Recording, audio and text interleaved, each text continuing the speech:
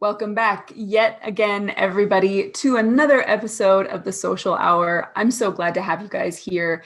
This week, I'm really excited because I get to talk to a pretty extraordinary woman. Mayhew is a fashion and fine art portrait photographer who specializes in helping regular women turn into works of art. She creates an experience where women can blossom into the extraordinary creatures they truly are and captures them with flair and finesse.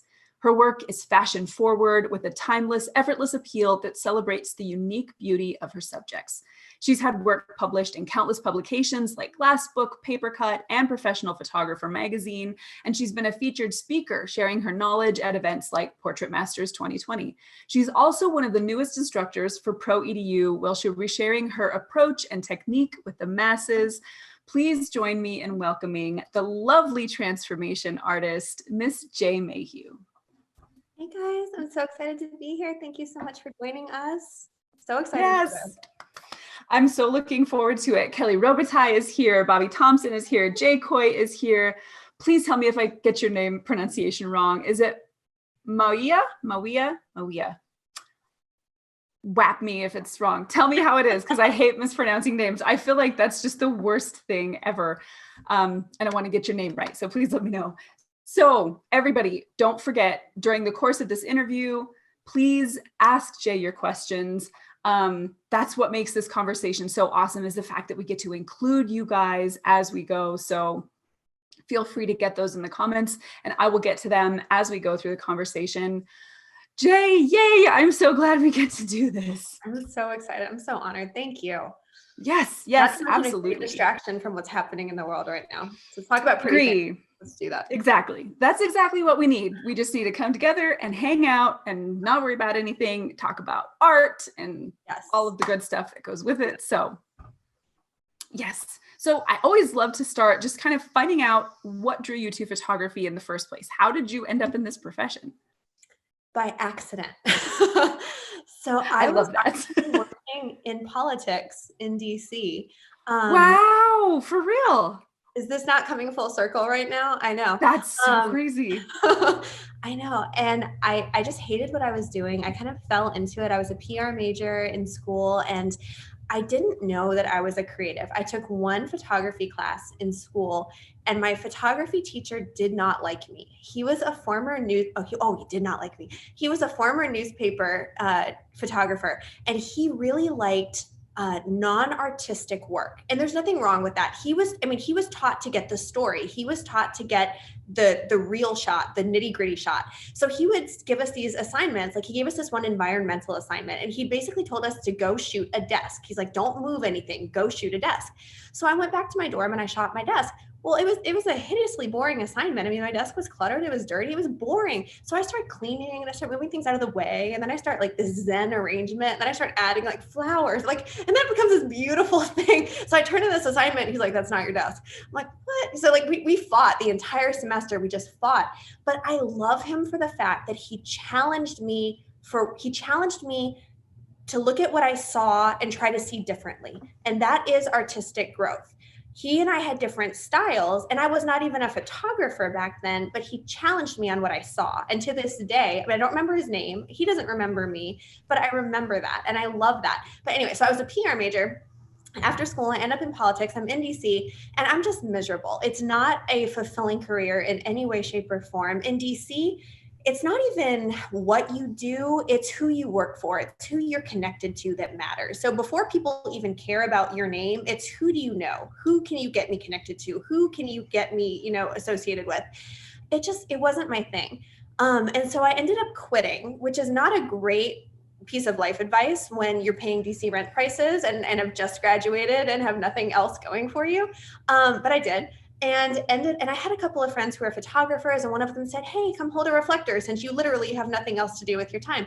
And so I did. And I wasn't learning photography at the time, but because I had done this, because I had stood in a studio and held a reflector, a girlfriend of mine said, hey, would you come and take a picture of me for my boyfriend? And with no skill, but a ton of confidence, I was like, of course, I will do that for you. So I borrowed this really old camera and did her makeup and we went to a park and I took terrible pictures of her. terrible pictures. But she loved them, and I loved them. And in that moment, I fell in love with this idea of creating something for someone that hadn't existed before, of making her feel beautiful. And it was like this little spark of, oh, maybe I could do that again. I had no skill. I had no ideas. I mean, I didn't know what I was doing. It was just a moment of, I enjoyed that. Maybe I could do it again. And that's literally where it started. It was that simple. I enjoyed that. Oh, you're muted. Of course I am. I love how, that's real life, folks. I have loud children. So I love how everybody has kind of a different way that sometimes we're heading in this direction full steam ahead, and we've known from the time we're little, and other times it's like, hey, this could be fun, or let me help somebody out real quick, and just find that, like you said, that spark, that moment of, maybe I could really do this, that just propels us forward. What do you think it was about making somebody feel beautiful that affected you so much? I was not that pretty girl growing up. I like to say that I was the funny friend. Hard to believe, madam, hard to believe. As an adult, you can put time and effort into whatever you want to. As a child, you're kind of stuck with what genetics and time and your mother's sense of fashion gave you. So we're going to leave that there. That is true, because I remember having bangs and snake hair for several, I don't know, do people know do you know snake hair? You know what I mean? Like when they would wrap this part and spray it, and then it would all go like this, like this on these sides. Oh yeah. Oh yeah, I had that. Shopped at Land's End for me all the time. I think it was her way of keeping me from dating for a really long time. Land's End, girl. I can't even. I can't even. I feel like a lot about me can be explained if you just look at the pictures of like 8 to 12. But so I like to tell people I was the funny friend, but the truth is I wasn't that funny. I just wasn't the noticeable person. And so the idea of being pretty was something that I thought was really literally really attractive, and something that I resonated with. And I loved looking at pictures of models, and I grew up watching those old Hollywood movies. Like I grew up in Germany on a military base, and we didn't have TV. This is the era before Netflix and Instagram and Facebook. This is like Stone Age, like prehistoric era.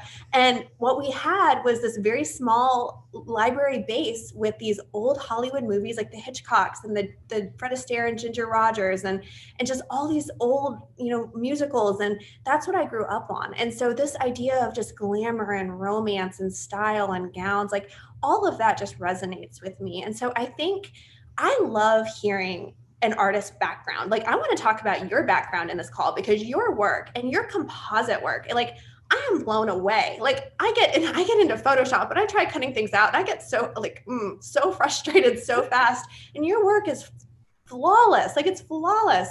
But I think when you know a person's background, it gives you this real sense of why they're drawn to what they're drawn to. And I think when you look at my work, you can see maybe some of my roots. Like I've tried to shoot edgy things. I've tried to shoot more, I shoot a sensual style, but I'll say sexier things, harder, edgy, I can't. It's not how I see. I see a softer, more romantic style. And I think that comes from my background. So all of this kind of played together. And then I see a friend who wants to feel beautiful in a photo. And I think this all just kind of comes to the surface. And it's like, well, I would like to feel beautiful in a photo. Maybe I could do that for her. And so when I shoot my clients, I very much put myself in their place. And it's like, I understand. I don't like to be photographed. I will come right out and say, I don't like to be photographed. It's a very vulnerable place to be. And I think as a woman, most of us are used to having our insecurities validated. We are used to just seeing the worst parts of us reflected back. And I know for myself, that is typically the case. I had one client, she came in and she told me that she'd had one photo experience where she'd gone in, it was a family shoot, and she'd gotten all ready. She had a stylist get her ready, hair and makeup. She was so excited for these pictures. She got them back, and I think she'd spent like $300. It was one of those shoot and burn experiences. Sure. And the photographer, it was really more of like a child type photographer. Like I think she did a good job with the kids. She didn't photograph the woman well at all. And this woman ended up spending like 20 or 30 grand on plastic surgery after the shoot because she was so horrified with how she looked in the pictures. Portraits have power. We are telling people, this is what you look like. This is your image. This is your likeness. There is power and responsibility in that. I will get on a soapbox about this. I am passionate about this. So it's like a calling for me to have women stand in front of me and reflect beauty back at them. So I am very passionate about what I do. Very passionate. I love that so much. And what you said, I think just resonated so much with me in so many ways, especially this idea of a lot of people, I don't know how many people look at it as a responsibility, but I think that that's so powerful because it is. I mean, a portrait at its fundamental level is this is what you looked like at this time in your life. But beyond that, I mean, there's something beyond that, right? Like you could take a candid shot of somebody on the street, or you could, there's a million different ways to take a portrait of somebody. And it really is profound that you find that responsibility is showing them the beauty that you see, and that is also who they are. I remember when I was earlier in my career still shooting boudoir and seeing these women come in and remind, it was so many, it was young moms, or sometimes it was middle-aged and beyond moms, but it was these women who needed to reconnect to that sensuality and to that sexuality even, and be able to look at themselves and be like, this is a sensual, beautiful creature. Yes. And I love that you look at that work and there's this soft, romantic, lovely, glamorous side of these women. And going back to how you felt as a kid, seeing that growth reflected in your work. Do you feel now, not wanting to be in front of the camera, do you feel maybe that's something that you need, or that you are in some way kind of giving other people something that you need, or that you kind of maybe won't let yourself have? Like that I should be in front of the camera? Right. Yeah. I mean, with somebody like yourself, right? Like, do you think that maybe you're playing the role for yourself that you wish, that not that you wish you could have? I feel like I'm getting a little philosophical here, but you went deep fast. I know, I'm sorry. I know. Well, I know for myself, I need to believe that magic is real. I need to believe that we're more than what we seem. And I need to believe that we can be the hero of our story. And so everything I make is fantastical. It's not, I don't even color grade things so that things look natural. I don't want that. I want it to be, here is what it could be, or maybe what it is beyond vision. And so I wonder with other people, is that something that you need in your own work? Like, you're giving it to people, but is that maybe something you need as well? So yes, I mean, I think so. I think that it's something that every woman, and I think it's almost like doctors, like, so my grandfather is a doctor and was a very successful doctor who now doesn't want to go to a doctor. It's like one of those things where sometimes you can do something and then you don't want to go to someone else for it. So yes, I think every woman should have this experience. I remember one of I think it was the second Portrait Masters conference.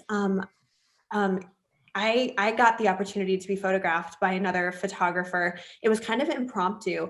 I'm wearing a garment bag because I was wearing a white tank top and that was not like the right vibe. So I pushed the straps down and wrapped this black garment bag around me. And I had another photographer like wafting this like paper, like cardboard at me to create a fan. And I mean, I love that portrait. And I remember it being the first portrait of me maybe in like the past decade that I really loved, that I really felt like this is like this new version of me. And it was empowering, and it's printed large and it's hanging in my closet, and it is an empowering moment. So it's a few years old at this point, but it's something that every morning, it's an energizing thing for me. So I reflect on that and share that with my clients when we're talking about wall art, when we're talking about a picture being in your life, not living on your phone, not living on your Facebook, a picture reminding you of who you are, reminding you of this moment, reminding you how you felt in that moment, and energizing you every day. So like, yes, I absolutely do think it's something that I should do again. I should get down here and take a self-portrait. I don't. I get frustrated. It's so easy to shoot someone else. And I'm like, it's been 10 minutes. Why isn't there a great picture already? But it's something I should probably put more time into. I'm willing to do it if my daughter is in the picture or something like that, because then I'm like, okay, it's the two of us. It's a two, you know, myself. It's like, oh, come on. I'll just use my iPhone. It's fine. Oh, but see, right and that's so interesting too, how quickly and easily you can be like, not just for me. I know. If my daughter's in it, but not just for me. No, it's not a flaw. I think that's just, I feel like as women, we do that so much, you know. My mama is here. Hi, mama. She says, just by hearing that, it tells me that you are a beautiful person with a good heart. Oh. I love my mama. But she very much, I wanted to give her a portrait for Mother's Day, and I wanted to she's never loved photographs of herself. So I wanted to give her something. And it was the same, the way I was able to get her to do it was be like, okay, we'll put your grand boys in there with you. Like, we'll put the boys in there with you. And I wish we could want that for ourselves more. And I wish we could feel like just you for you is enough, you know? And I feel like that is what you're giving to your clients. Oh, it is. It is for sure. It is for sure. It's more that I get frustrated at, like, I think as a woman, you have to get hair and makeup right, and then the angle right. And like, there's so many components when you're trying to do a self-portrait for yourself that when my daughter is in it, it's like, okay, I'm spending all this time and it's the two of us. And when it's just me, it's like, oh, for the love of God, I've been down here for 45 minutes. I'm like, can we just get a picture already? But, you know, like, it's fine. I will put that on the list of things that I do need to do, because yes, I really should do that more. I should do that more. I completely agree. To get a series of headshots, which thank God I got, because then I actually needed them this year. So the one good thing of COVID was a selfie. That was the one thing I got. No, I'm the same. That's why I haven't made any additional work, is because I'm not willing to put myself in front of the camera. I did it one time and turned myself into a cyborg. It's not really the same thing. Hold on. Yeah, let's talk about that. Go back for a second and talk about that. So my profile picture on Facebook right now is a portrait that I created for the Alchemist Library, which is kind of a collective group of creatives. We got together and just made quick mini tutorials for people so that they could, you know, do some learning. And we kept the price really super low. So it's like 15 different tutorials for less than $150, just to give people something to learn on. And so it was supposed to be for Halloween. And so my husband was like, don't make me do it, please. And so I was like, fine, I will use myself, because my boys, I feel like, are too young to be evil cyborgs.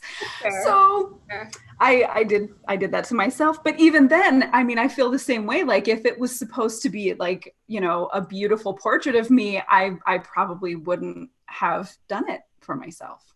I would have been like, selfie. that would have been it. Yeah. I think so many of the women in the comments agree with us as well. So Kelly said, I get that. I can't get my portrait taken. Huge insecurity. Better to live in blissful ignorance. So I think they feel us there. Before we go on, I promised them I would ask it. Pro EDU photography tutorials would like to know, Jay, are you here for it? So here for it. Oh God. Okay. That's an ongoing joke. I'm here for it. They made me do it. I made them show up to ask it. I was like, you have to show up and ask it. I'm not going to say it all by myself. Oh God. Yes. David agrees too. He says every photographer should be in front of the lens more. It is a hard thing to do when you're behind you of the vulnerability that your clients have to experience in that space. It's one thing to, like, when my clients are standing in front of me, there's never dead space for probably more than 30 seconds. I am always talking to them. I am always giving instruction, giving encouragement, giving something. Because when there's that silence, their nerves start to rise. Is she not happy? Is something wrong? Do I not look good? Like, I'm always talking. And I didn't realize that until it was pointed out to me. They're like, you don't shut up during a shoot. But I think it's a good thing, you know, like, because when you are quiet, and I've had clients say that to me. I had one shoot and the photographer didn't say 2 words the whole time. I didn't know what he was thinking. Like, they need that feedback, because in silence, their insecurities start to grow. So I do think it is important that you get in front of someone else's lens, not just your own lens. Yeah, agree. But that's I'm now gonna have to take my own. Yep. Well, hopefully once COVID is over, the last professional photographer to take my portrait was actually Olga. Hi, Olga, who's in the comments section. She took a family portrait for me. She's actually engaged to my brother. So, so we are close. Yeah. So it was like, that's the last time I've actually had my portrait taken by somebody who's not me. Um, Well, you'll have to go so to St. Louis, and we're gonna have to fix that too. yeah, it'll have to happen. I was just sitting here, like after researching you and going through your work and then being able to talk to you, I keep thinking to myself, like, I probably better do it. Oh my God. Yes, please. The Can money we and go. each other? Can we please do that? Can that be a thing? Yes. Yes. My kids don't have angel wings portraits. Can that be a I moment will. that happens? I have them. I can bring them. I have fairy wings too. Angel wings. I really do. It's gonna be a moment. They're so expensive though, angel wings. Like good ones are so you didn't make them, you bought them? No, I made them because I couldn't afford to. If you want to buy really good ones, they're Oh, I know. They're a lot of money. I know. I keep thinking about possibly buying them because I don't have the patience to make them. I would probably like hot glue my hand to something, and then there'd be a lot of cussing, and then it would not be a happy moment anymore. Yeah. I know you do hot. Yeah, I definitely hot glued all over myself. But I mean, they still work. They've been through multiple shoots now, and they are still pretty sturdy. So I mean, it can be done. It can be done. So after you decide, okay, I loved that feeling of making this woman feel beautiful. Maybe I can do that again. Do you think immediately entrepreneur, start a business for myself, get this moving? Do you start looking for a studio to work out of? How did you approach actually getting into photography after that point? It was a really kind of slow dabbling in it because I didn't take it super seriously at first. It was just that was fun. And now I have a few friends asking me to shoot them. And then I had a few girlfriends who were models, and that's when it actually got serious. So I'd never really started in portraits. I started in the fashion and commercial side because I had girlfriends who were models, and that's where I really started to get serious about it. I started trading them test portraits for bottles of champagne, which started to work really well for me. And then they started referring me to their friends who worked for the agency. And then the agency started hiring me. And then that's really when it started rolling for me. That got me entirely into the commercial and fashion side of things for a handful of years. I didn't actually get into the portrait side of things until my daughter was born. And that was when we were in New York. And then we moved from New York to St. Louis. When we got to St. Louis, I'm no longer in DC or Texas or New York, and I'm no longer in a place that's really going to support commercial or fashion work. And it's like, okay, if I'm going to keep working, I have to transition what I'm doing because there's just not enough here to support. And now that I have a daughter, I can't travel the way that I did before. But I have women around me still. And so how can I transition this? So I thought about portraits, but the idea of just portraits did not appeal to me because I like the artistic side of what we do. That is what drives me. That is what's fun for me. So I tried just doing a couple portrait sessions, and it was not fun for me at all.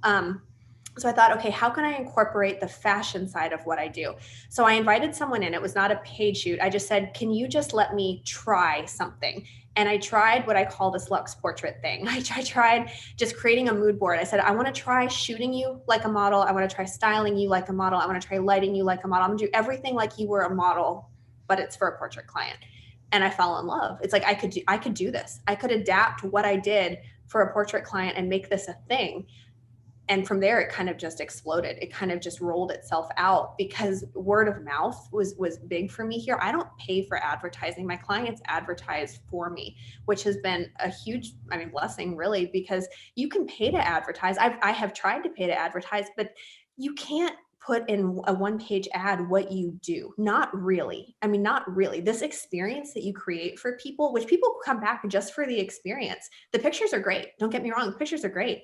But treating people like a supermodel, giving them this whole day of being pampered. I have stylists who are rubbing lotion on clients' hands and feet, who are catering to them. This is literally the closest you will come, unless you are an A-lister, to being treated like an A-lister for the entire day. And then you have pictures at the end of it. Just creating this environment and this experience for these clients, it markets itself. And so it just became this thing that has kind of marketed itself. And so, of course, as an artist, you try to better your work. Of course, as a business person, you try to better your marketing and better your packages and better, you're always trying to better. You're never settling on any of it. But it has fortunately just, it's worked. And I'm very fortunate and very happy. Of course, that being said, a lot of work has gone into it, a lot of work. And that is what I'm so excited about with this tutorial. Everything that I have created, everything that I have worked for, if I had had the tutorial that we created 5 years ago, my life would be maybe 5-10 years ahead, my business, of where I am right now. So to be able to create something to maybe give someone else a completely different starting place from where I was 5 years ago, I'm so excited for that. So it's going to be amazing. Yes. Yeah, I cannot wait. So one of my favorite things to kind of dive into with artists is this idea of mindset and how you teach yourself to be the kind of person who is successful, because there are so many amazing photographers who just never make it past taking great photographs. They never either get the recognition that they really desire, their work never blows up, or they never end up being successful in business. I think there's something about becoming the kind of person who can be successful, right? Mm-hmm. So was that a journey for you? I mean, did you come into this kind of already a little bit like high powered, high motivated, all that kind of stuff? Or were you somebody that had to kind of teach yourself the habits of thought and mind and other things that would allow you to get over those hurdles that we all kind of inevitably face as we're trying to become business people? I would say I came into photography initially in a much more motivated, so it was a journey. I would say I came into it initially much more motivated because I came into it in fashion. I came into it without kids. I came into it with nothing but motivation and creativity and drive. And for years and years, that sustained me. And I really built this name for myself in DC and in Texas. And I had a lot of momentum going. And I really felt like this is my track. This is where I'm supposed to be. This is my future. And then I had this really ugly divorce. I lost my home. I lost pretty much my career. I had to move. I lost my location, really, which is where my reputation was. And that doesn't just travel with you. And so I had to start over, which is a little bit of a challenge. I mean, you take some of your reputation with you, but that was a little bit of a challenge.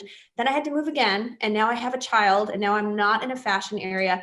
At this point, it's starting to get a little hard. At this point, it's like, okay, now I'm having to really focus on mindset. So at this point, I really had to make the decision that I'm going to be successful, and I'm going to figure out a way to make this work. And I share that because as artists, we all have moments that are really frustrating. And I never had more confidence than when I started out, because you don't know what you don't know when you're starting out. I didn't have people to compare myself to necessarily. I don't know. I got so much praise and recognition for being so, I mean, I remember within 3 or 4 months initially of starting photography, I landed several magazines, like features and write-ups. And in hindsight, I look back at that, I'm like, well, that was maybe even damaging, because I thought I was so great when I first started out. You're not that great when you start out. I mean, my work was, it's what you expect when someone is 3 to 4 months into photography. And now, you have these greats to look at and Instagram, and you're so aware of this world full of talent and world full of people. And I think that that's amazing, because you can set your bar higher. You can work towards goals. You can look at the great things about your work, and you can look at the shortcomings, and you can try to fill in those gaps. And I think that is artistic growth, is spending your life just trying to fill in those gaps. But so at this point, as I'm rebuilding my career, it was a little bit harder. And there are times, I think, for any creative, and I think it would be just a lie to say that it's always easy, that it's never a challenge, that we never get frustrated or insecure. There were absolutely times when I struggled. And especially after a little bit of a gap and having my daughter and moving several times, I felt like my work had really gone backwards, because lighting models and working in editorials, it really is a very different style and very different posing and very different lighting than working with portrait clients. And now a lot of my clients are maybe socialites or people who are maybe look a little bit more like models, but when I was starting out, that was not the case, and those clients needed to be lit and styled and posed differently, and I was struggling to learn that style, because I wanted to give those clients that experience. I wanted them to feel beautiful. I wanted to give them everything that I would give to a model, and so trying to learn to fill in those gaps, I did struggle a little bit. But you work hard, you stay up late, you watch tutorials, you watch YouTube videos, you practice on a mannequin, you do test shoots, you work harder, you cry a little bit in the corner, and then you get up and do it again. You work, and eventually that work catches up. And I mean, I think that's the thing, is when you see people post to Instagram and you see great pictures, there's a lot of hard work behind their pictures. No one just wakes up and takes an amazing photo. There's a lot of work behind people's photos, and at some point your knowledge of lighting and your knowledge of business and all those things, they kind of stack up on each other, and all of a sudden you have this great business. Well, if you're taught those things, then you have a leg up. And if you mentor with someone, you have a leg up. And if you watch YouTube videos, you have a leg up. All these things, they add up on top of each other. And I think that for me was something that just, I don't know, it all just added up at some point, and it worked. But there were absolutely, I don't know, maybe I'm talking in circles at this point, but it absolutely, there were struggles, but in the end, they ended up to be beautiful results. Yes, no, totally understand. So when you're hitting those struggles, and when you're kind of in those places where, okay, I'm moving again, I have to rebuild myself from the ground up, and my work is going backwards a little bit. Did you what was it mentally, or what kind of fortitude? Like, so I know for myself, military family, moved with my business several times. It takes at least 2 years to reestablish yourself in a new place where you're getting the kind of business you can actually live off of. That's always a struggle. There's always an internal battle of like, should I even keep doing this as a business? It's, there's just this kind of monologue that you have about, maybe I shouldn't do that. I'll just do it for fun, or I'll do it as a hobby, or maybe I shouldn't do it at all. And how do you keep yourself going? Is that at that time, is there anything particularly that motivated you, or something you said to yourself, or anything that kept you going and jumping over those hurdles to get where you're at now?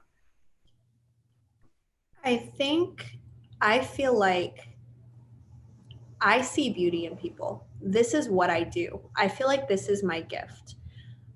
I don't know what else I would do if I didn't do photography. And just like, even if your marriage is great, there are moments of frustration. Even if you love your child, there are moments that you have to walk out of the room. Anything that is amazing in life, there are still moments that things are tough. There are moments when things were tough, but there's also been nothing that has given me the joy that photography has. There has been nothing that I have taken pride in the way I have taken pride in photography. So sure, I could walk away and spend, years and years. I could spend a decade learning something else, but this is what I take joy and pride in. And so for me, that is what keeps me coming back to it. You will have amazing clients. You will have difficult clients. You will have amazing shoots. You will have frustrating shoots. You will have good and the bad, but that is life. The idea that happiness comes only from no problems is false. Happiness comes, I believe, from solving problems. Happiness comes from overcoming obstacles. Happiness comes from proving to yourself that you can do, better than you did yesterday. So for me, that is what I get a lot of joy out of. When I started in photography, my Photoshop skills actually evolved from trying to fix bad lighting. I didn't know how to light. Now granted, I'm sure there were videos that I just didn't know how to find on YouTube, but I started in the era before there was a lot of the photography education that there is now. I didn't know what I was doing. I just aimed the lights at things and hit the button and hoped to God something was exposed, right? It was kind of sad. And someone had told me underexposed, because at least you can try to bring it back. So a lot of my early work was hideously underexposed. And I spent so much time in Photoshop trying to fix some really ugly shit. It was bad. And so that's where a lot of my skills evolved from. And so now I get so much joy in the fact that I can show clients 200 unretouched photos with pride and say, those are your photos, and they will look even better when I'm done, but they look damn good now. Yeah, girl, yes, preach. Yes. Yeah, they look good. And I take joy in that. And that is because I've overcome those hurdles, and I can now show them unretouched photos, where in the past, the idea of showing someone an unretouched photo would legitimately give me anxiety, because I couldn't do it. So, it's growing your skills. It's just putting that work in. No, I love that. I think that's something I want to teach my kids, this idea that number one, happiness is something that comes and goes, right? If you Yeah. chase it, it runs faster than you do. So it's something that you have to just allow to come to you. And it's like the weather. I mean, you don't force a sunny day. It comes and you enjoy it. And when it goes, you have to learn how to be content. And this idea, at least for me, I find it powerful, this idea that you're supposed to enjoy the journey, because when you reach the destination, you're dead, right? Like that's it. When the destination is got, that's the end now. So you might as well find this joy in the process, which has always been a difficult thing for me because I'm a maker and I want to have a thing. I want to make and then be like, look, a thing. And so the process is harder for me because I want to reach the spot. But I think when you said, finding that joy in proving to yourself that you can do hard things, like that is such a powerful idea. And I think joy in growth and in seeing yourself improve, I wish that we could really get that into our souls, because we have nothing but the journey. I mean, honestly, we don't get to keep the ending when we get there. It's done now, and we have nothing but the journey. So we might as well just enjoy the shit out of it, right? Yes, preach it. Yes, love that. Also, you said something I think so many photographers just internally cringed at: showing clients unretouched photos. It's such a controversial thing. I know I fight with people online about this all the time. I'm like, let them have them. I don't understand. I show people the back of my camera all the time. If I'm shooting tethered, I will be like, look at you. This is amazing. Yeah. So what brought you to that place where you're like, I want them to see this? And how, for photographers who kind of cringe at the idea, what is the benefit of showing these to your client? So that's a twofold thing for me. So what originally happened for me when I first started shooting portraits was the client showed up for her reveal. And this was when I first started, I was only showing like 30 fully retouched, printed, matted portraits. That's kind of what I had been taught at the time. And she showed up and she looked at these pictures and she said, I only look beautiful because you photoshopped it, or something to that effect. Like, oh, they're only great because you photoshopped it, or, oh, you must have photoshopped it, something to that effect. And I just remember thinking, the whole purpose of this is lost if you think the only reason you look good is because I photoshopped you. So after that, I started making a point of turning my camera around numerous times at a shoot to show clients the back of the camera, because I want them to know that you look good before I ever take you into Photoshop. Photoshop is to enhance, not to transform. If you are transforming someone in Photoshop, you are not lighting right, you are not using your angles right, you are not using your lenses right. You should not be using Photoshop to create plastic surgery on your clients. So I do that, number one, because I want them to see that this is what they look like. That is part of the empowerment of what I do. I want them to know this is you. But then number two, so then the other thing was at their reveal, if I only show them 30 pictures because I'm editing all of them in advance, I'm capping my sale at 30 pictures. I don't want them to buy 30 pictures. I want them to buy 90 pictures. I want them to buy 120 pictures. I want you to walk out the door with a $15,000 sale. So I need to show you a lot of pictures because, psychology says you're probably going to narrow it down to 50% of what I show you. I can't retouch 100 pictures for you hoping that you're going to buy, half of them, or 200 hoping that you'll buy half of them. So I have to show you unretouched pictures. And I'll tell you, the first time I did this, I was dying inside because I remember thinking women come to me kind of for this fantasy, and I'm not sure that they're going to be able to look past unretouched pictures. I don't know that they're going to be able to do that. So I retouched a handful so they could see, here's what it will look like when I'm done. And I tell clients it will, your pictures will look like everything on my Instagram or my website. And here's a few of you so you can see what it will look like. But here are all the unretouched options. So you have a variety of crops and, poses and expressions and da-da-da-da. My sales went through the roof, like through the roof. Clients can look past it, especially if you don't put it on a huge screen and you just kind of show it on your laptop so that it's a little bit smaller. It's a little sales psychology for you. But yeah, it's small. Or an iPad, like whatever. Mm-hmm. But my sales went through the roof. So depending on where you're at with your lighting, you may or may not be at that point if you are not confident and comfortable. But if you only show 30 pictures, you can only sell 30 pictures. So just depending on where you're at, I want to sell a lot more than 30. So I show a lot more. Sure. No, I love that. That makes perfect sense. I have been trying to, and it seems like a lot of the people who I've talked to who have this approach either have some experience with commercial photography, or, you know, have lived in that realm for a long time, because we're used to being here, client, here is everything. I mean, if they're not on set watching it happen, then you're giving them everything anyway. So I think we have gotten over that feeling of like, oh no, don't look. So, and it absolutely does. I mean, you have a couple of options, right? Like you either sell an individual image for so much money that if it makes a 30, you've topped out. But at that point, you're certainly limiting who can come to you, right? Like you're definitely limiting who can come and afford those kind of images. So, and also, I think there's something powerful in allowing people to choose the images of themselves that they like best. Well, and that was a huge thing for me because what I noticed in, I would say maybe a third of my sessions was my favorite picture of them. The picture that I felt should be a 5x6 on your wall. This should be shown at your funeral. This should be the picture that's remembered of you for the rest of eternity, would get left on the floor.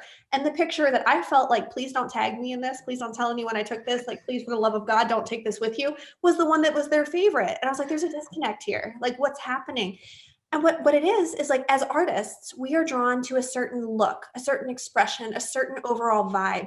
Sometimes the clients are not real into that. I had one client, like, again, my favorite picture, the artistic one. She's like, that's my drunk face. I was like, what? Like, what? You know what that looks like? That's the second question. But that's the thing, like our clients see themselves differently than we see them. So when I give you 100 or 200 options, you have so much more ability to control what you are creating and the looks that you are creating. Sometimes they pull pictures that I would not necessarily have pulled, but I can always edit the ones that I want in my portfolio. And if it increases my sale, then great. I am going to weed out the ones that I for sure don't want them to take. I mean, I'm not going to let them. And I'm like, oh, good God, no. But, hopefully I don't take, many of those. Yeah, no, I love that. I hope so many people are paying attention, because it will absolutely change not only the way that you deal with your clients, but the amount that you're earning as well. Because when people get to take ownership of what they walk away with, it completely changes the power and their feeling of connection to those images. These are the ones they chose, And I think as photographers and as artists, we sometimes forget that we are service people and that we're there to provide something for someone. And we get very precious about artwork. And we're like, no, I'm only choosing the ones that I think fit my style best. And if you show ones that I don't like, it's going to look badly. And people, it doesn't work that way. It really doesn't. No. And that's we talked about that so much in my tutorial, is the service approach. Like if you want to attract those higher end clients, if you want to create a 6-figure income with those clients, you have to come at it from that service approach, and you are not the priority. Your artist mentality does not come first. If the client wants to bring in a dress that she wore 20 years ago that she has good memories of, that is not any longer in style or doesn't fit her well, you are going to shoot it and you're going to smile and you're going to make it look the best that you can because it's her shoot. It's about service. And so that is a huge thing, is ego second. Yes, 100% agree. So as you are learning to photograph these non-model women like models, did you find certain techniques or light setups or things that tended to work well for you? Or does it really just completely depend on the woman you're working with? Yes and yes. There are definitely setups that I gravitate towards from my fashion days. Like I love my beauty dish. I mean, that was one of my go-tos with my models, and I still love to pull it out. But of course it does have to make sense with the skin type of my client or the age of my client. There are certainly lighting setups. I mean, we all have formulas. I like to think of lighting setups as formulas, and there are formulas that we all have as go-tos, but I don't ever pre-plan out anything. The way I work with my clients is I figure out their wardrobe first, because then I pair the wardrobe with backdrops or the colors, and then I figure out the lighting from there. So of course the lighting is important, but for every look, and they have usually 5 to 6 looks for each shoot, and I have to change the lighting for every single look. So it's all a progression, and everything has to change, and it all has to be flattering for their age and body type and skin type and all of that. but I don't have just go-tos. It has to make sense for the outfit, for the backdrop, for the, like, it's a lot, like it's a process. It's just, yeah. And it's all part of the magic of just making them look amazing. Agree. So on that vein, Jay would like to know, what would be your Jay signature light setup? Ooh, my J signature light setup. I love to put, so I love using either a soft lighter or a deep octa. Okay, no, actually, I take it back. So using my, this is the one I was thinking in my head. So my deep octa, so my medium deep octa with a grid on it has really become probably my signature light setup in the past 6 months. I'm obsessed with it.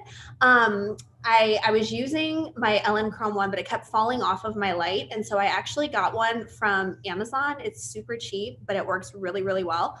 I can send you the link later on if you just remind me. But it works great. And the grid creates this really, it's like the spotlight effect, but it's really soft the way the light falls off. And it's so beautiful. And then I'll use a second light behind it to fill in the shadows. And when I do that, it creates this light that's both contemporary and dynamic, but also a little bit romantic.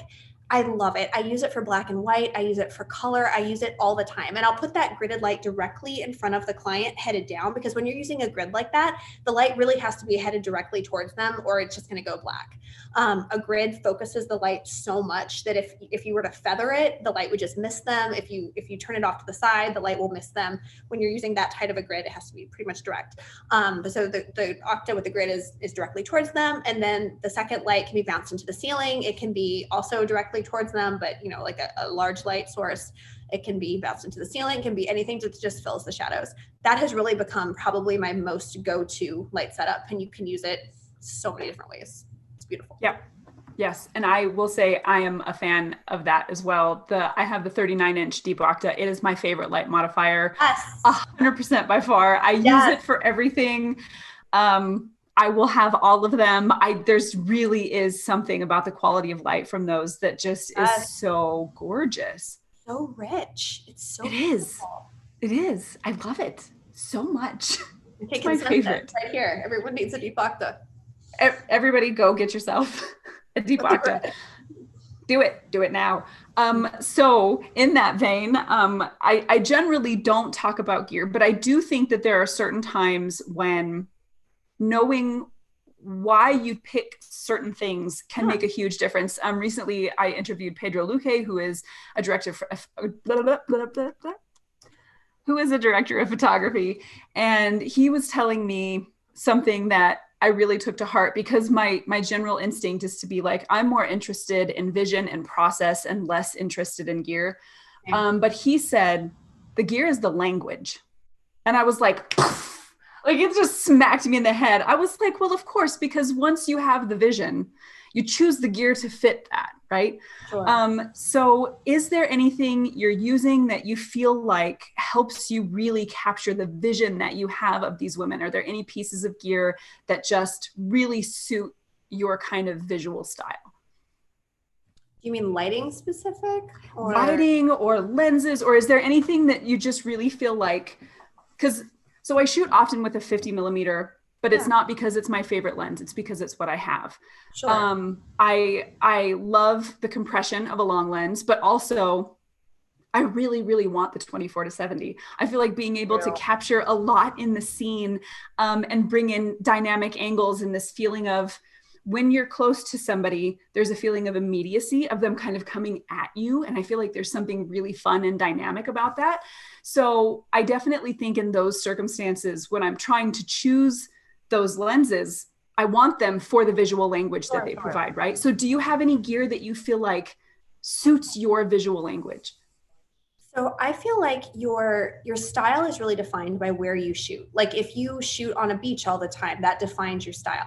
I shoot in a space that is relatively long, but I'm also limited by kind of my shooting stages. So I typically shoot on a 50 and a 35. I do have an 85 that I'll pull out every once in a while. But what I find with portrait clients is when they're in the zone, when they're comfortable and they're trusting you, and you have the intimacy of that moment, when they're kind of letting their guard down and you're in the midst of that shooting session, I don't want to stop that to be like, hold on, let me change my lens. So I frequently occasionally I'm shooting on a 50 or a 35 because I have some flexibility with those, but mostly I'm on the 50 because I have the flexibility of coming in tighter or pulling back for a longer shot.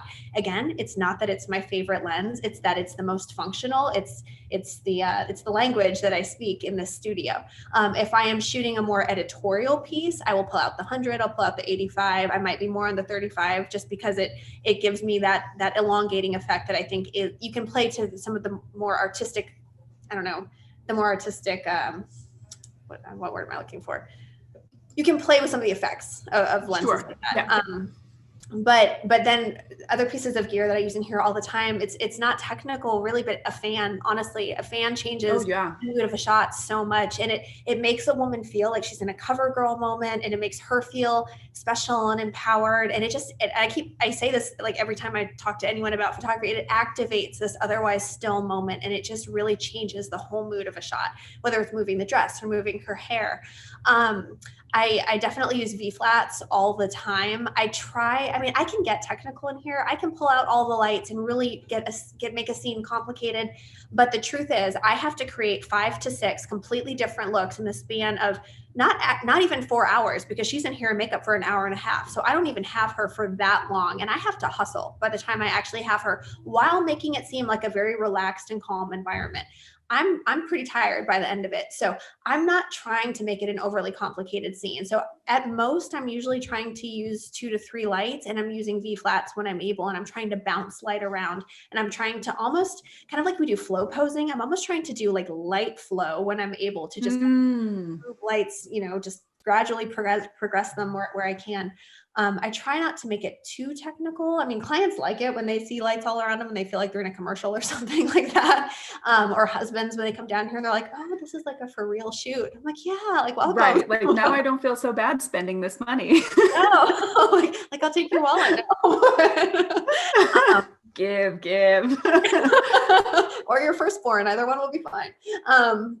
But I mean, the 50 and like a fan, I would say, are like 2 of the biggest things down here.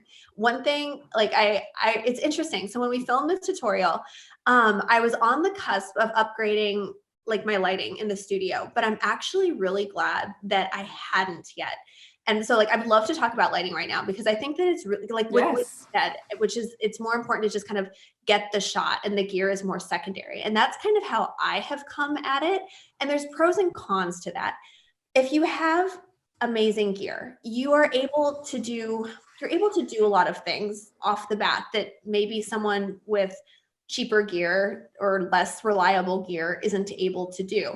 You are not guaranteed amazing work. I mean, Richard Avedon with an Alien Bees is going to be able to do things that your neighbor with, Pro Photo is not going to be able to do.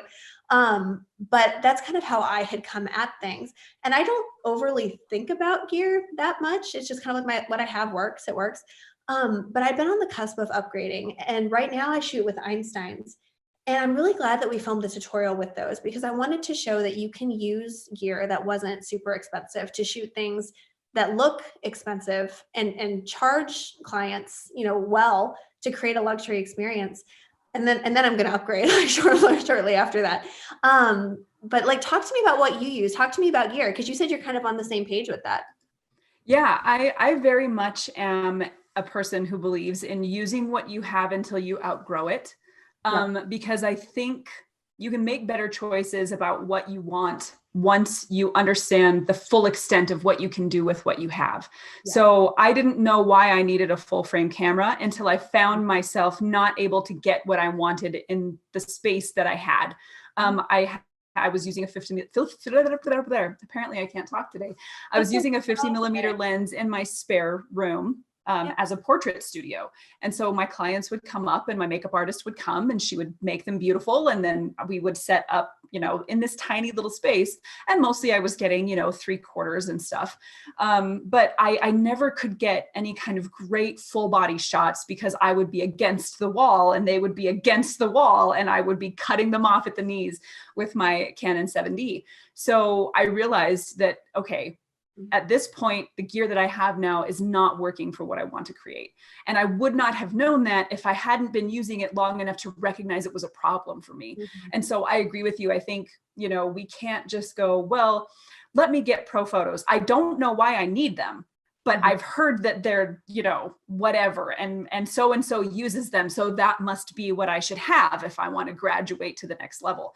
I think your vision should get here, and then your gear should come and meet. And then your vision should get here, and then your gear should come and meet. Because otherwise you're spending a lot of money that you could otherwise be using for things like marketing or customer service or other things that, tutorials or mentoring or travel or networking. There are so many important ways that you can use your funds to grow than just buying the best camera or the best lens you think you can afford, because that's not necessarily going to make your work better. It's getting better at your job that makes you better at your job. And then you get the gear that you need that fits it. So I have the extraordinary blessing to be able to work closely with Elinchrom. So right now, all of my lights are Elinchrom ELCs. I have two 500s and a 125. I also have a flash point that I use on location. So it's a battery head. So I can just kind of take that with me outdoors for when I need that additional light. And so when we helped launch the ELCs last year, well, it was at the beginning of this year, but we had them late last year so we could start creating work in order to share. And that definitely, I will say, having access to more modifiers, having access to better gear allowed me to work faster. It allowed me to be more stable. I could be more certain of getting the shot. I would have less failures.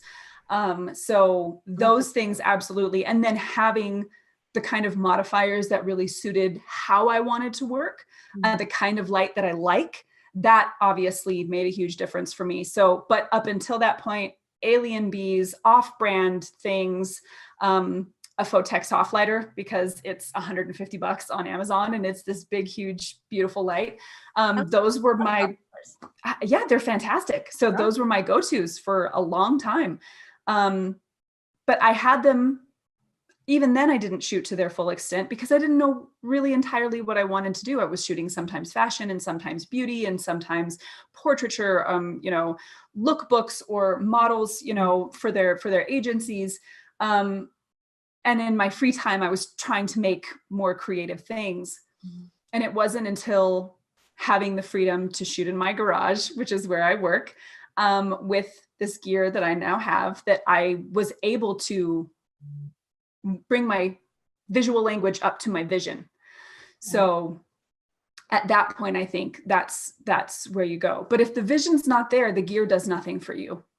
I love that. That's a really good way of putting it. Because I agree. I mean, that's how I kind of view it. But I really loved while we were filming the tutorial, because I haven't gotten a chance to really just hang out in a studio with other photographers, which I think is really just, number one, really, really fun. But number two, really just kind of a blessing, because you get to experience other people's experience. You get to learn from their successes, their failures, their viewpoints.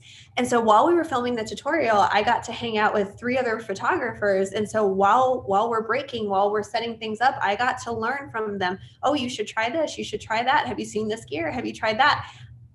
Right after we wrapped, I bought so much stuff. It got expensive real quick, but it was amazing. There's just so much that I hadn't even heard of. I mean, it was just really cool. I was like, okay, the second tutorial is just writing itself. Like we're ready to go.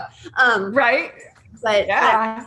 But like you said, it all does come from your vision, because it doesn't matter what equipment you have if you don't know how to use it. You can have the best gear in the world, and if you don't know how to light with it, it's not going to matter. So yeah, I think you phrased that really well. Really well. Thanks. Yeah, no, I agree. I'm on the same page. I feel like if Cartier-Bresson and Aveden and all of the fantastic photographers throughout history were able to create stunning, timeless images that we still enjoy today with gear that is less sophisticated than the phones we have in our pockets, it's this first. Oh, absolutely. And gear second. I cannot believe we are already coming up on an hour mark. That went way fast. There's still so many things I wanted to ask you. So we'll get to a couple questions that we have really quickly. So Sean got here as well. Hi, Sean. The lovely Sean. So Jay would like to know, for your Luxe experience, what's something you provide for your clients that brings everything to the next level? Everything to the next level. I would say, so I send them a welcome packet that's sealed with wax.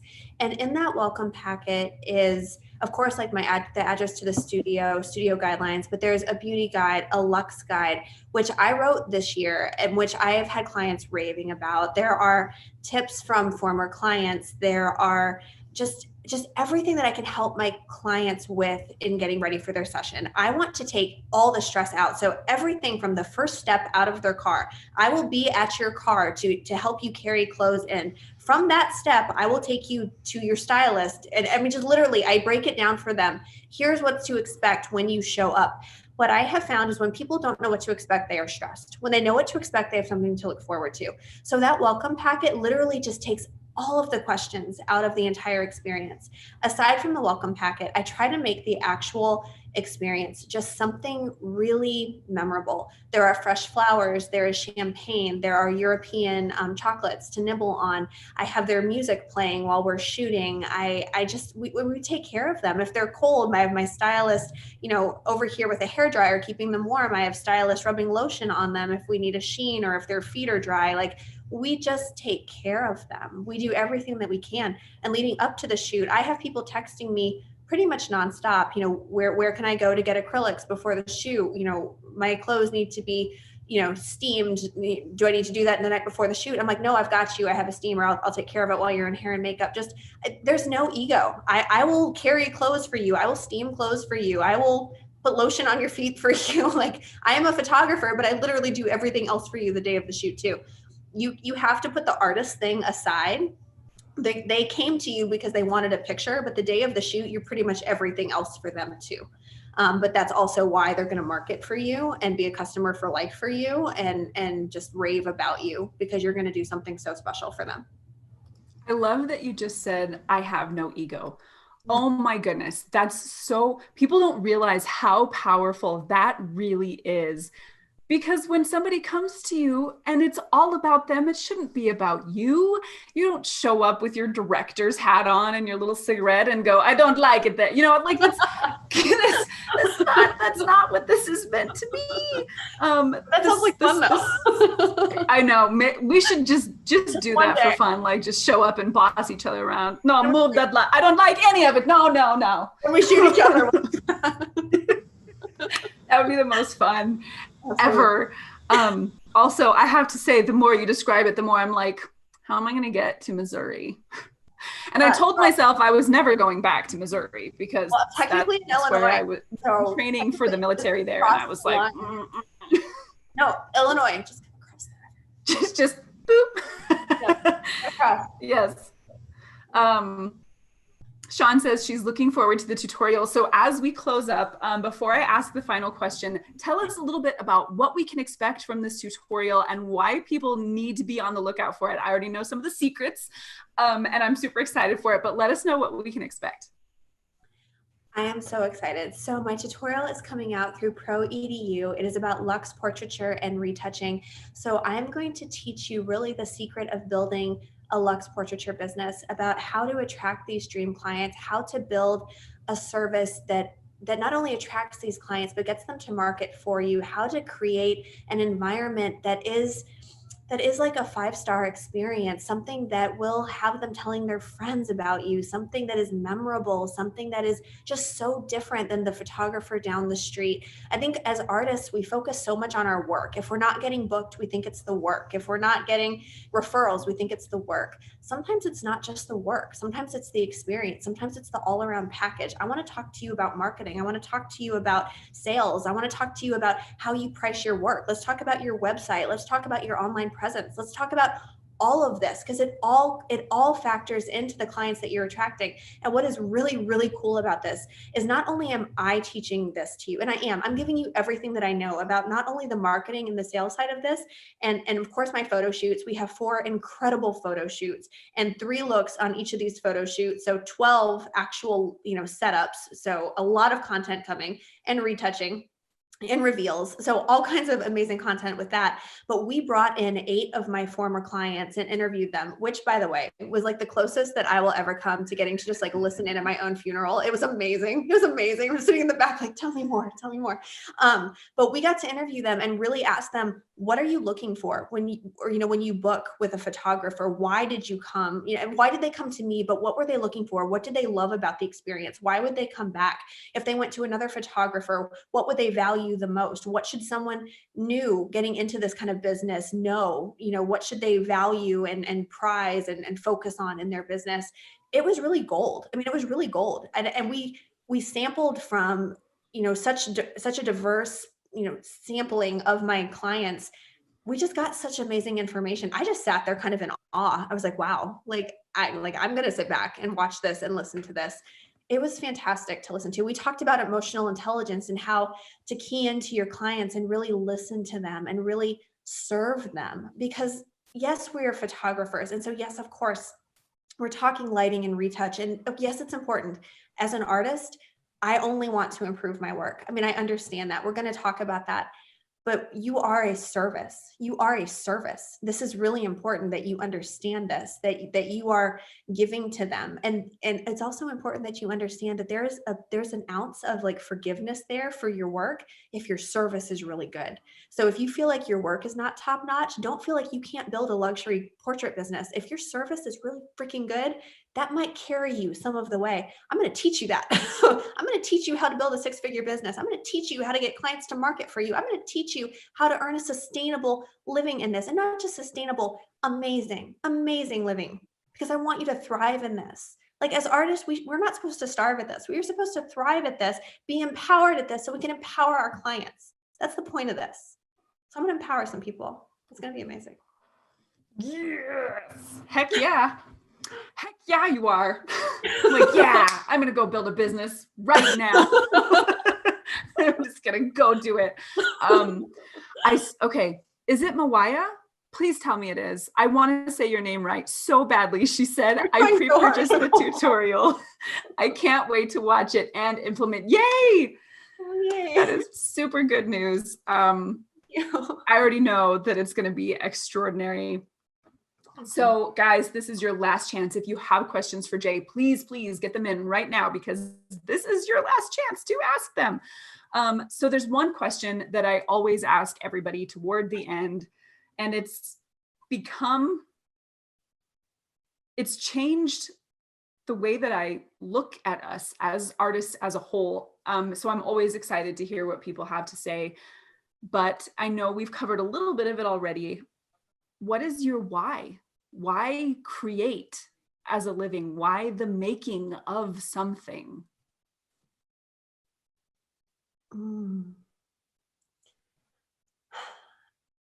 I think the act of creating is I think it's an almost spiritual thing. We are the only life form on earth that truly creates. I mean, I've seen like, you know, elephants with paintbrushes before, but I don't think that's the same thing. We are able to create, you know, the Statue of David and the Sistine Chapel, and like we are able to create true art. And I think it is a reflection of soul, and I think it's a reflection of something so much greater than us. And I think that as artists, we are given a gift, and I think you are supposed to give it back. I cannot do math in my head. Do not call and ask me for directions on the way to my studio. I will not be able to get you here. Like, there's a lot of things I cannot do, but I can see beauty in women. That is a gift that I have. And when I give it back to women, I feel like I am doing what I am supposed to do. It is something that I wish had been done for me when I was younger. I think if I had been validated, it would have made a huge difference for me growing up. A lot of the women that I work with are not adolescents. I mean, I used to work with younger girls as models, and now I'm working with women, but just because you're older does not mean you're in any less need of validation. We still need to be seen. We need to be seen. Just because you're a wife or a mom, you know, does not mean that you're not still a woman, does not still, you know, I mean, like, obviously but you know what I'm trying to say? Like, we are still very much here. We're still very much us. We're not just there to be something for someone else. That could be said much more eloquently, but we are here and we are valuable and we are loved and we are very much worthy. And so I want to do that for other women. And that is very much my why. Could have been more eloquent why, but it's my why. No, it's beautiful. I love it so much. And I agree. I think the need to feel seen is at the deepest part of our core. And that's why we choose the friends we choose and the partners we choose. Those are the people we keep in our lives, are the ones we feel see us, really see us. And in your why, there's something that resonates with me really strongly. And I've said before, I think the ability to create is the thumbprint of the divine on our souls. I think that is the closest we ever come to divinity, is to make a thing from nothing. And so I feel that very much. I think definitely there's some kindred spirit there, because I agree. I think that's the most powerful, and it becomes a compulsion. You know, you start to feel out of sorts and lost from yourself when you can't make. I don't know if that's Maria. Okay, Maria, thank you so much for telling me. I find it I think getting somebody's name right is another way we see people, and making sure they understand that they're respected and valued. I don't ever want to pronounce anybody's name wrong continually. Once I know what it is, I must now have it. So thank you so much for telling me. Jay, that was so lovely. I appreciate you so much. Thank you for coming on. I wanted this to keep going because I feel like there was so much great insight, and I think getting these little hints of what we can expect in your tutorial and what people can expect from you and look forward to and being able to do in their business is so incredibly valuable. So thank you so much. Thank you so much for having me. I'm so honored. And this was a really beautiful, beautiful way to spend tonight. So thank you for that. I'm so glad we did this instead of other things we could have been doing, like drinking on the sofa, maybe. I'm drinking with you.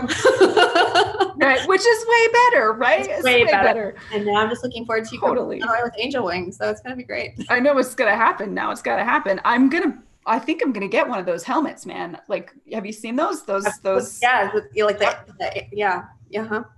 Like Spaceman. I'm 100% tempted. Like, I feel like that is now the key to living my life. And we have a whole YouTube of people who are ready for the pictures. Right? They're like, please photograph her in the helmet. But make it fashion. We'll make it fashion.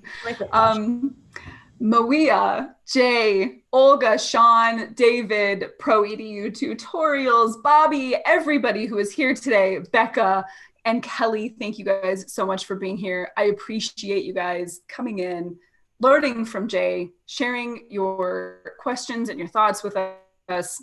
I always appreciate that. So thank you. Please give this a like if you found it valuable. There are people out there who need to hear the wisdom that Jay shared with us tonight. There are people who need to grow, and they're not going to do it until they hear the right words from the right person. And if you don't share this with those people, they won't have it. So please, please share and let them know that this is out there so that they can grow the way that I grow every time I speak to one of these amazing people, and the way that you guys do every time that you're here and you learn from them as well. So please share this with them. I have an amazing week next week. In fact, this entire month is amazing. Next week, I have Brooke Shaden. She will be here on Monday. John Gonzalez will be here, and Becca Bjorky will be here. So we've got like a month full of amazing creatives. So please return and hang out with us for those. And like and comment, guys, do the thing. Like, I want to keep these videos going for you and sharing this awesome stuff with you. And the more you guys engage and share, the better chance it has of reaching people whose lives can be changed. So do that. Jay, where can we find you online? You can find me on my website, jmayhew.com, and it's JAIMAYHEW. It's also Jay Mayhew on Instagram, on YouTube, on Facebook, and there's only one Jay Mayhew that I'm aware of, so it should be pretty easy to find me. Boom, people. Also, I will have those links for you in the comments, well, in the description of the video. Also, be on the lookout for that tutorial release from Pro EDU. Go hang out, sign up. We are sending out information all the time, letting you guys know what's coming up. So do that. And in the meantime, until next week, again, Jay, thank you so much.